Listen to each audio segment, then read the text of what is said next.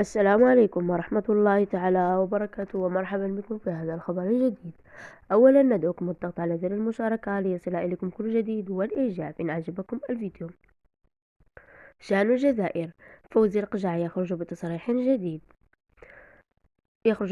جديد في التفاصيل. قال رئيس الجامعة الملكية المغربية لكرة القدم فوزي القجع اليوم الجمعة إن حرمان المنتخب الوطني من المشاركة في المنافسات كأس إفريقيا للاعبين المحليين شأن الجزائر التي تحتضنها الجزائر أمر مؤسف جدا.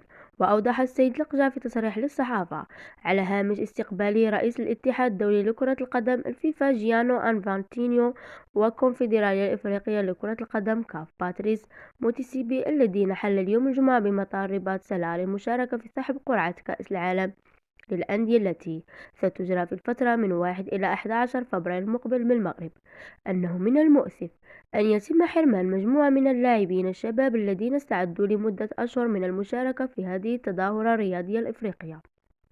أبرر رئيس الجامعة الملكية المغربية لكرة القدم أن المنتخب الوطني الذي أحرز لقب كأس إفريقيا للاعبين المحليين شان في الدورتين الأخيرتين تواجد صباح اليوم بالمطار استعدادا للتوجه إلى القسطنطينة للمشاركة في هذه التظاهرة الرياضية. وكان جامعة المغرب لكرة القدم قد أعلنت في بلاغ نشرت أمس الخميس عن